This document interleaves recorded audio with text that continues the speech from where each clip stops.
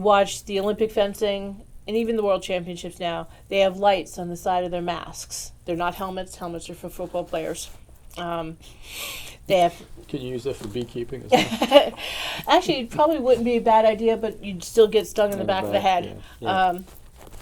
And his bees are persistent. They followed him in the house. They'll crawl in collars. Oh. And everybody says, oh, you don't want to get stung by a bee. Well, the bee thought you were a flower, so they thought you were beautiful. So you will get stung if you have bees. Luckily, neither of us have a severe reaction, so we can have our bees. But, yeah, I mean, everybody makes fun of the fact that we look like beekeepers. The modern uniforms now are made out of, this fabric's actually called Dyneema, and this is 350 newtons of force for penetrability. For Olympic caliber and World Championships, you have to have uniforms that are 800 newton, which are approved by the International Federation. It is 800 newtons of force for penetrability. We like to knock on wood because fencing has not had a death in 180 years. Football can't say that. There were, 6 deaths last year in New Jersey alone. I heard there was a death in, I think, in the 80s. Very because early. of the mask. Yes. And they changed the mask design, yes. Right? Our masks now will... And I noticed the masks have... They're chrome or they're black. Well, actually, that's a stainless steel. Yeah.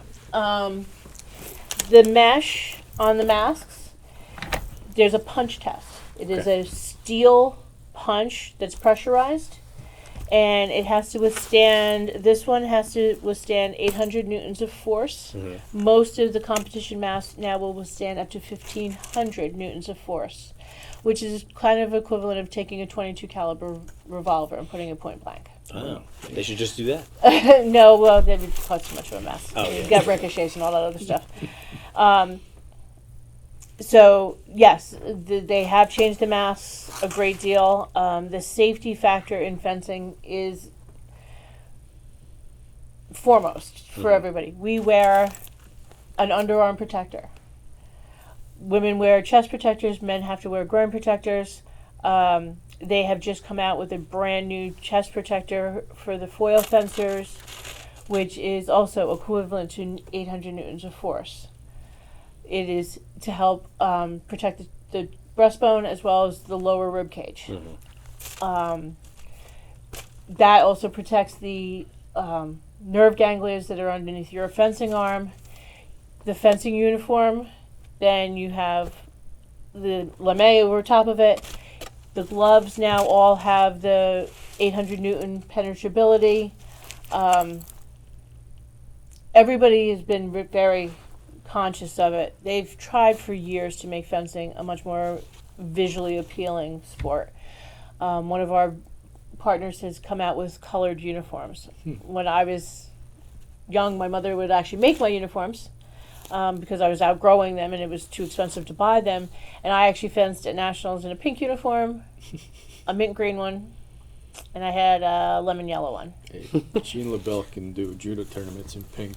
You can do. So you're 3 of the Power Rangers. Yes. I didn't even like the Power Rangers back then. But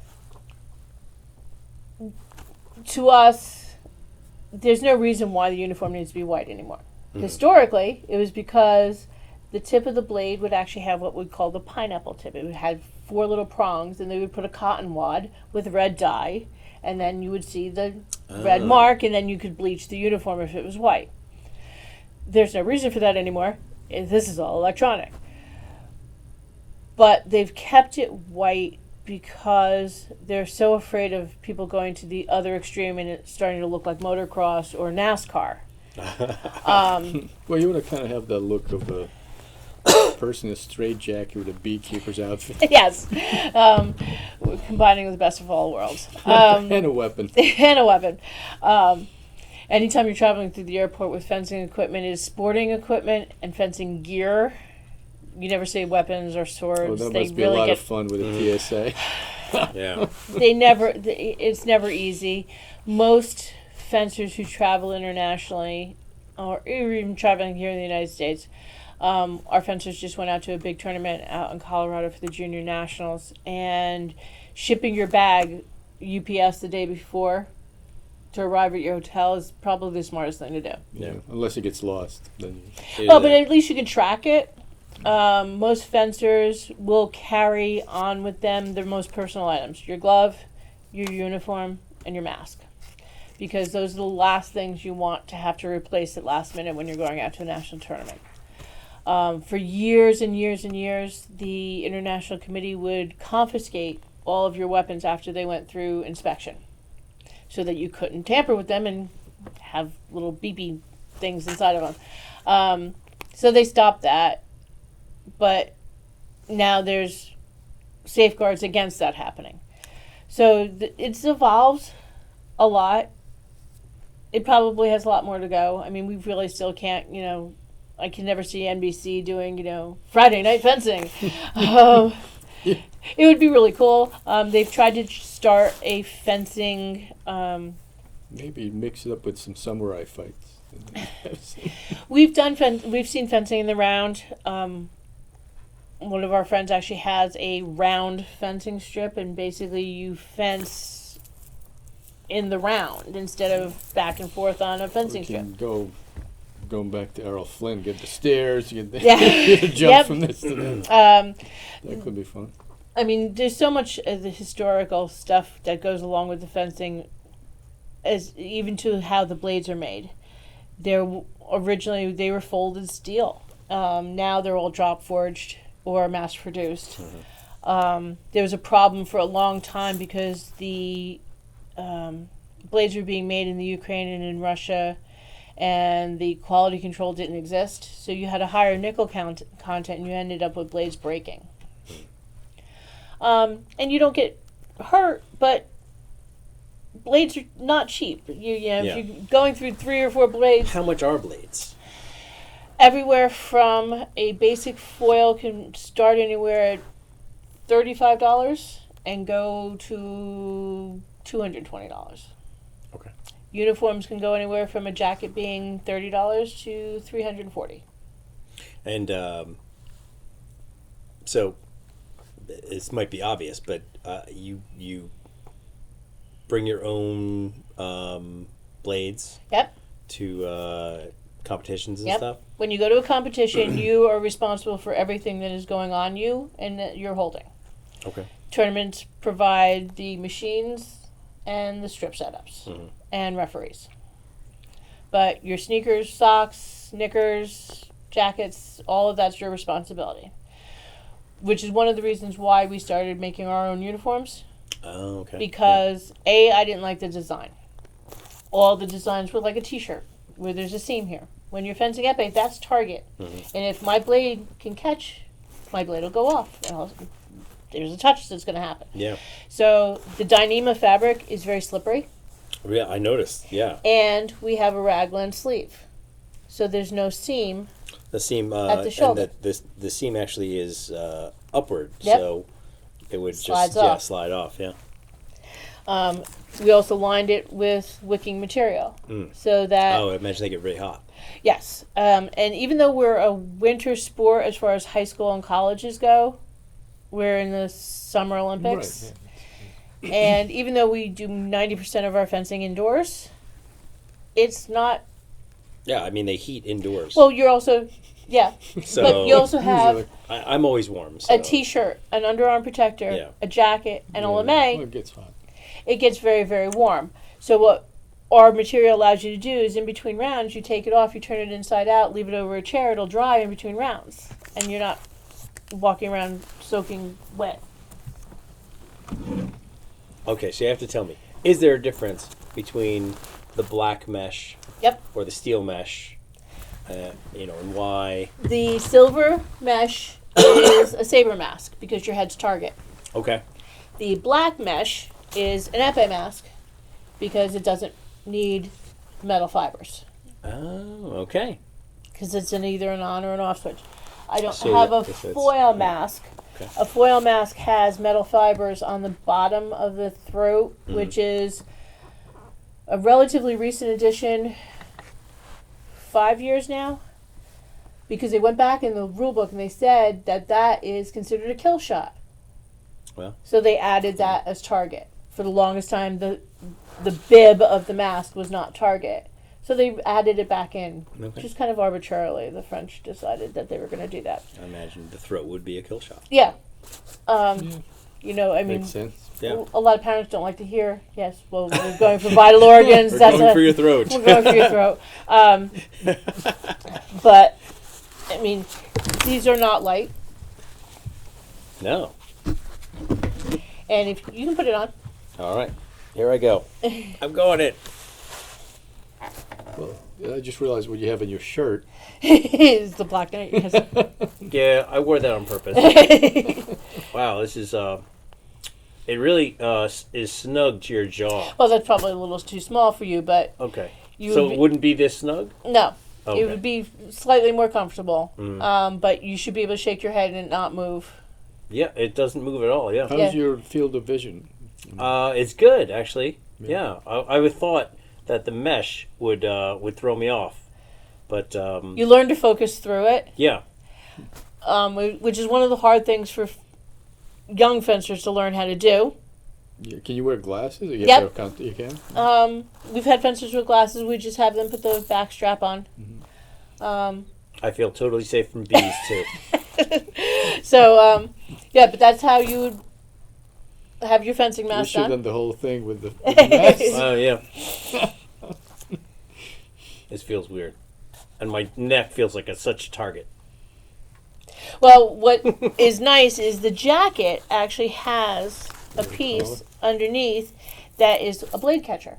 Oh. So that if somebody comes up, it's going to get Doesn't caught go in in. there and it's not going to hit you in the throat. And this actually overlaps this so that you have much more protection. I'm gonna take this off now. I'm getting a headache. Now, do people Oh no, I can't get it stick off. to one Oh. weapon, or they go Primarily. back and primarily Yeah. specialize in one? Usually when we start a fencer out, we start them out in foil because we tell them that it has the most rules and the smallest target. So you learn all the rules and then your personality will let you break them accordingly. My history was I started in foil because that's all there was. I progressed to epee, which is my true love and passion and where it's so much more fun. And then now I'm old and crotchety, I fence saber because I like to be able to, smack somebody upside the head. And for like a senior Olympics, do pitchforks? So we do. Most people stick to one weapon. It is not rare, but uncommon for somebody to excel in all three because they're very different temperaments. They're very different footwork. When I was growing up, the footwork was same for foil, epee, and saber. Now, foil is still very classic.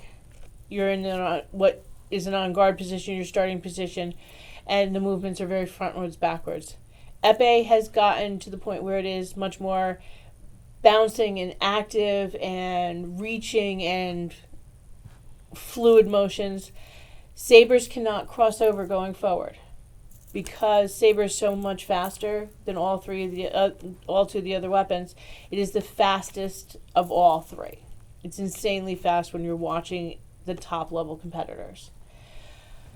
The scoring for saber, you only get 2 lights if both fencers hit within 1/25th of a second of each other, which is an insanely short period of time. And to see how many times both lights go off, you'd be astounded that that's the timing. So personalities, physical traits used to be the determining factor. Foil fencers were classic, skinny, lithe, able to move. The epee fencers were tall, had the long reach, and saber fencers were kind of the brutes.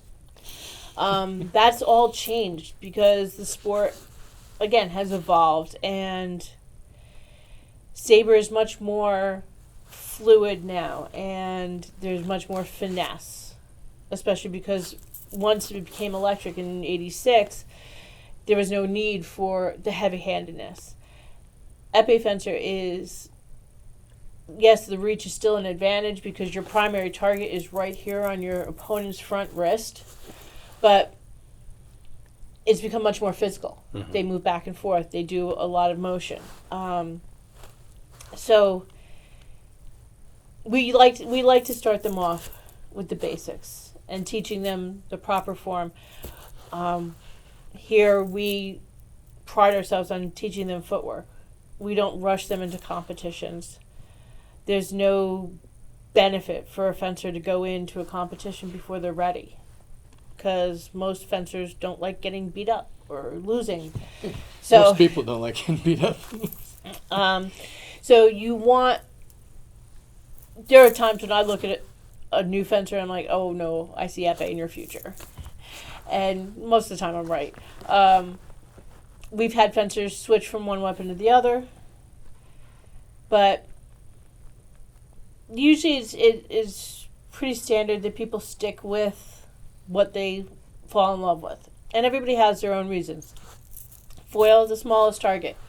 The amount of finesse, the classicness of it. Epee is a hell of a lot of fun. You get to stab somebody in the foot. If you're too slow that you can't not get hit in the foot. So you have big feet. That's the bad move. Well, but there's a way to avoid getting hit in the feet. But but you can hit someone in the head, and really, if somebody's coming at you, charging, you can go doink. It's really kind of amusing. And saber is like getting hit with a car antenna sometimes, but it's insanely fast. When I switched from fencing epee to saber, it was like going into a different world, learning a new sport. And it was very funny. The first time I went to fence saber, my father wouldn't let me borrow any of his equipment, so I actually borrowed equipment from a friend.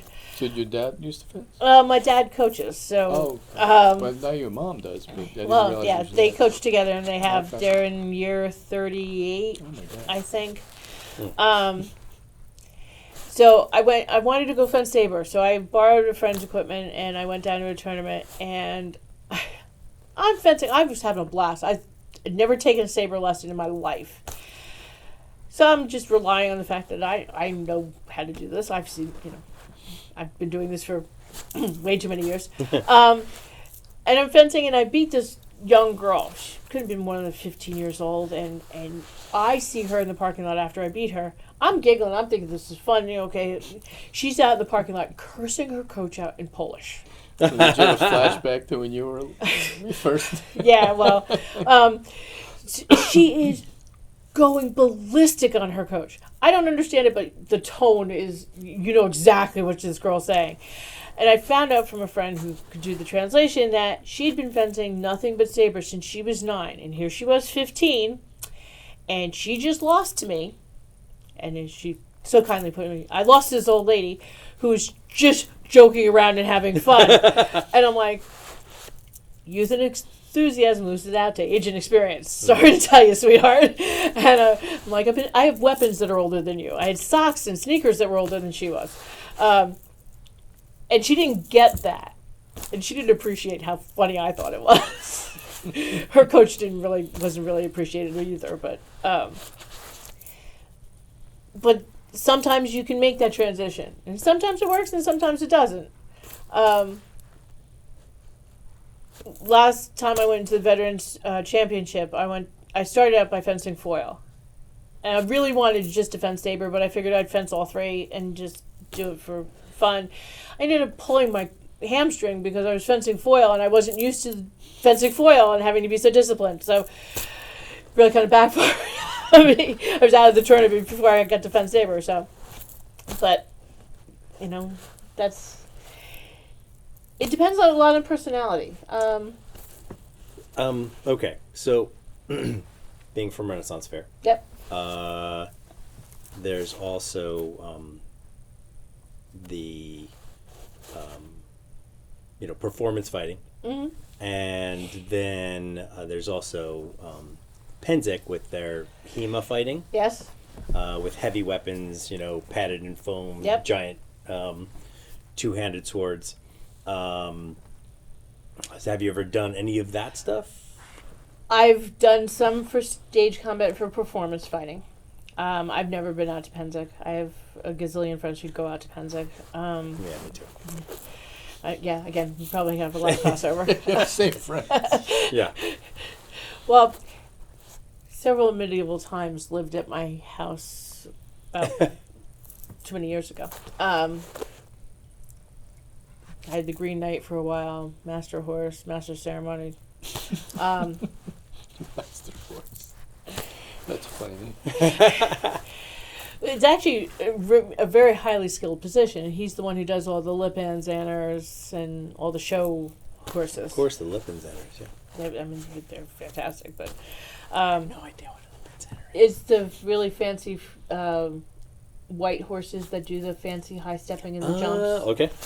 He trains those. Oh, okay. But no, I've never done the heavy weapons, though I have several claymores in the house. We have a joke, nobody's ever going to break into our house because there's a claymore, the rapiers, the mangoshes, and a bunch of daggers all mounted on the walls. So if you look in the window, nobody's going to mess with our house. But the stage might be calling the police. the stage combat is really cool, and I've done bow staff versus broadsword. I've done rapier mangosh. I've done fencing in the round. We do a lot of the Renaissance Fair stuff.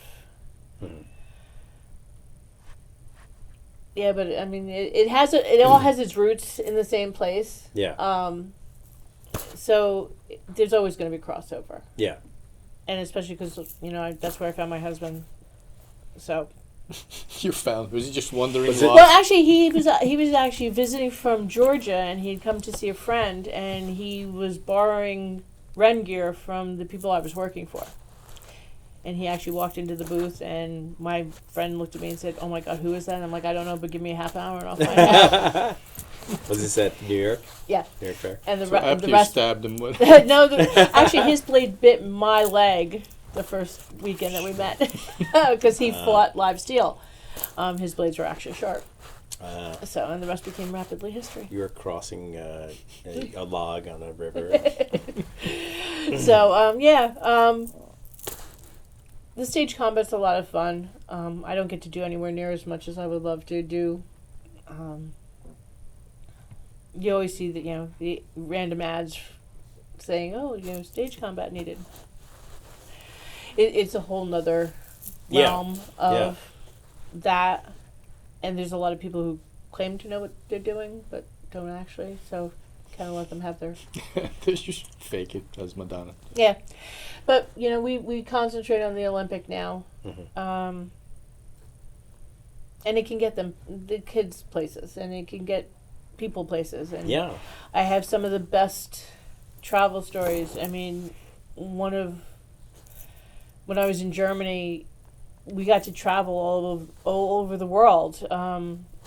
I made friends with somebody who was actually at the Berlin Wall when it came down, and he decided that he needed to call me. And we were watching it on television. I was standing in my mother's kitchen on the phone going, "Where are you?" He's like, I'm to the left. And he was actually waiting to meet his grandmother for the first time in his life. And I got to be, quote unquote, part of it because he was somebody I met when I was fencing in Germany. That's really cool. And that's part of what makes this sport so interesting, because it's not soccer, it's not basketball. And yes, you have to explain it to people who you meet, and it's not, we're not going to go stab people, and we're not going to draw blood, but maybe if you combine basketball with fencing, that would be on TV. Yeah, but then we'd have to wear baggy shorts. Maybe you can dribble with one and slash people with the other. Yeah. It's a skill. Skewer the ball. Skewer the ball. Before we wrap it up, I have another question too. Oh, go ahead. Is it Okay. a fencing question? It's tangentially related to fencing. Because I have a question that's not fencing. Okay. So All right. So let me do my question first. All right.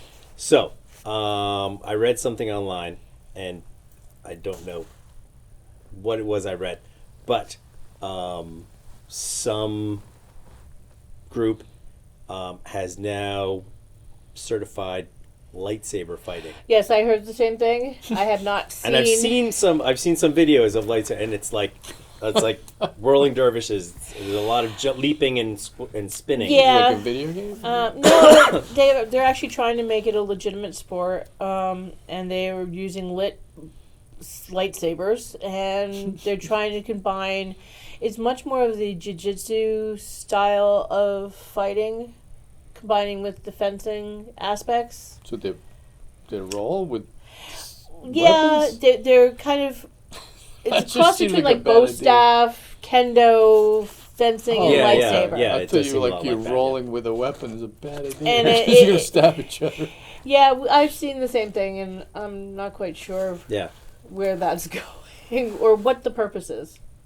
Yes, I wondered what your opinion was of that, because could you see like a hybrid of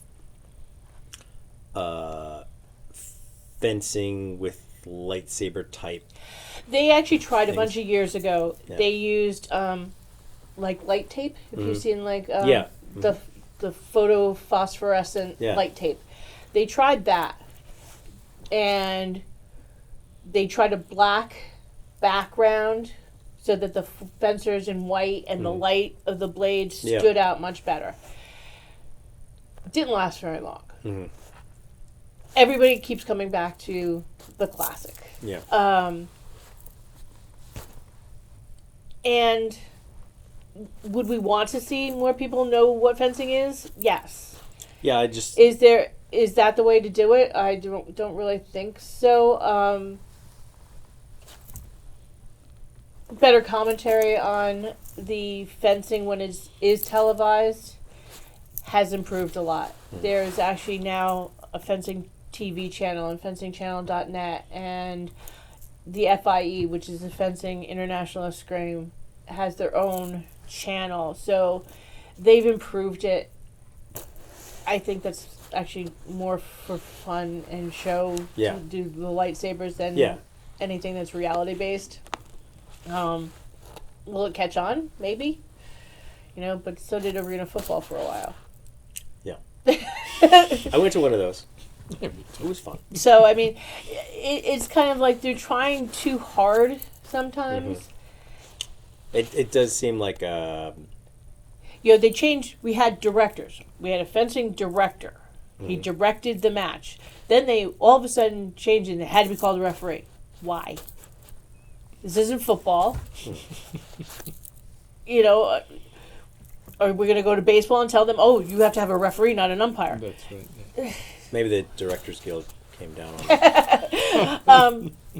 But they said, oh, it's going to make it more user-friendly. No, it just confused people. I still call people directors. You're a director. You're directing the match. That's your job. That's what you are. Yeah, they're trying to change something else. but I mean, changing that it doesn't make much sense. they made a big deal out of it. They were going to change all of this to make it more user-friendly. And like, Maybe people got confused and thought it was fixed like wrestling or something. I don't know. It was Or you can just combine wrestling with full contact. Well, yeah, I could just see Hulk Hogan.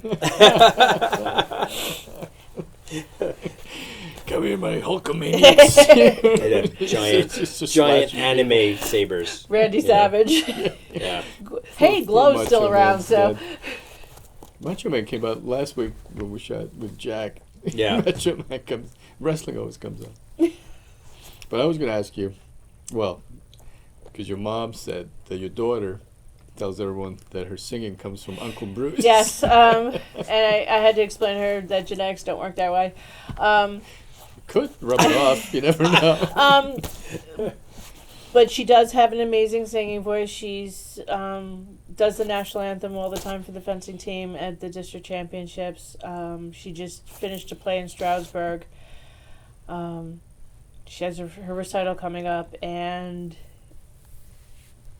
she's got such a creative streak, and it's funny because she comes and she fences when she feels like it. She gets dressed up, beats up one of the kids, and then she's done. I'll move on to the next. But it's...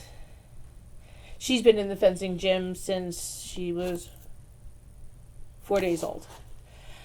She had the misfortune of being born at the beginning of the fencing season, and I'm like, all right, well, packing her up. She's going to the gym with me. I actually gave a lesson on Friday afternoon, and she was born Sunday night into Monday morning. So, she came out with a little toothpick saber. well, yeah, her delivery was a whole nother... That's a whole other chapter of the book. You had maternity fencing garb? No, I was actually working with an epee fencer, and the primary target is the arm. I wasn't getting hit in the chest or in the stomach. But there have been fencers who have been fencing while expecting. Wow. And, I mean, it's completely normal and natural. The only downside is the impact. And if the baby gets poked, the baby's going to kick you, and you're going to be miserable. And it really kind of, distracting. You're besides the fact you're poked getting from hit inside twice. and outside. Yes, so I was actually working with an epee fencer, so they were only hitting me in the arm.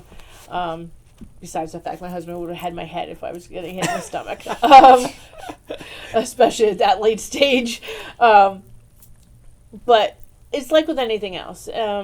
There have been women who have been pregnant on horseback and riding competitions. If it's something your body's used to doing, there's no reason for you to stop until you're uncomfortable. We had a friend who tried to fence at nationals. She was 7 months pregnant, and even though she had an impact foam underneath her jacket and had taken all the precautions, and her doctor had signed off on it, the fencing federation is like, no. If you use some common sense, it's not just you out there, it's you and somebody else who has no say in the matter.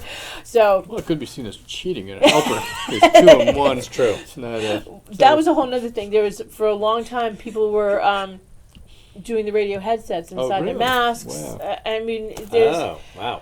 Well, and there's a clock. Fencing is timed, so you have 3 minutes of fencing time. And a long time ago, the clock was not visible. They actually had somebody with a stopwatch. Now they have the machines, has this clock is displayed in 2-foot-high letters. So there was a time when one of the coaches was from Hungary and had taught all of his fencers time in Hungarian. So with a clock that's not open, you have fencers and you're fencing, you have 3 minutes, and if the time ends and you're up, you win because you've run out of time. So he had taught his fencers to tell time in Hungarian, and he would yell what the time was. And it sounded to other people like he was cheering or encouraging them, and he was actually giving them how much time was remaining so that they could behave accordingly. If they were down, they had to go score a touch. If they were up, they had to stall and kill time. So that's why they changed so that the clock is now visible to the athletes. Those Hungarians. Nobody spoke Hungarian. It's just like one of those really obscure languages. Well, I mean, for the fencing world's evolved. We had an influx of Hungarian coaches. We had Czechoslovakia was very big in the fencing world for a while. It was French for a long time. The Italians had an incredibly strong school of fencing. Then the Russians had a huge... but the Germans have always been there too. And now the Americans have great programs. So it's kind of bounced around the world. And, this time... the South Koreans now have amazing fencers, and the Chinese, which never were able to compete on the national and the international level before. But now that the world is much more open, everything else has changed. Yeah. You've got... I think the Chinese have been practicing their table tennis, and they've got that Yes. wrist motion. And their training style, if you see any of the videos for Chinese training methodology... and even European, is very different than the Americans. The Americans want immediate gratification. They want to go out and do it all now. They think it's going to be like other sports like basketball and soccer that, oh yeah, this is simple, let's go out and do this. And we have to talk to parents and tell them that there's footwork to be learned, there's blade work to be learned, there's distance, there's strategy. We can't just throw your kid out into a competition and they want them to be fencing now. Let's let them fence, let them hit each other. And Americans aren't used to that. In the Chinese and the Asian training, you don't touch a blade for the first year that you fence. It's all footwork and movement and strategy. Then you might get a blade. And before you go into competition, it's going to be 5 years. So it is a much longer process, but they make insanely skilled athletes. So there might be something to be said for that. No, But I mean, most of the martial arts like that. Even with when I was started with judo when I was a little kid. I think for 6 months or whatever it was, maybe it was longer. It was just like learning how to fall. yeah, You and didn't a do lot of anything people, else. a lot of people You don't learn how to understand that. They, your kid goes out and plays soccer. You kick the ball, you get in the goal. Yeah, but they didn't even teach him anything. Just let him run around with the ball Right. here. So it's hard to compete, and for the longest time, the Americans had an extreme disadvantage because foreign countries, if you're an athlete of a national or an Olympic caliber, that is your job. Whereas an American, you have to have a job to be able to afford to do your sport. So that's also changing. Fencers now are allowed sponsorship for travel, for equipment, for training.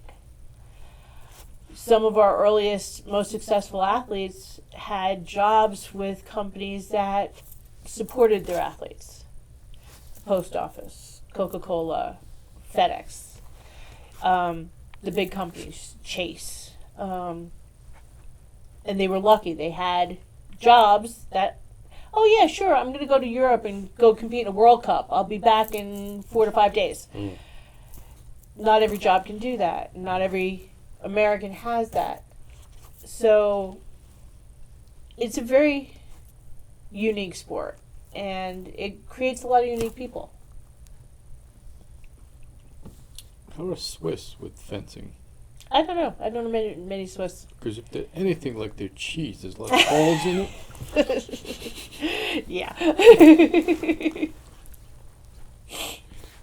So, But thank you very much. you're welcome. for, Thank you very much. It was interesting. I learned a lot. I knew I- almost nothing. This is awesome. Yeah. Yeah. Like I said, we do adult classes. You're both welcome to And come down. And like I said, I have a nephew. He doesn't tell me anything. What use is he? Bring him here. Maybe. And we'll get him Bring him fencing. here. He'll get beat up by a girl. And I'll be- Oh, that's right. With pink hair. with pink hair. She got and pink he'll hair be this okay. month. And she'll sing while she does it. Well, maybe she's 25. He won't mind. Yeah, some people like that. All right. Well, thank you very All right, much. very cool. Thank Thank you. you.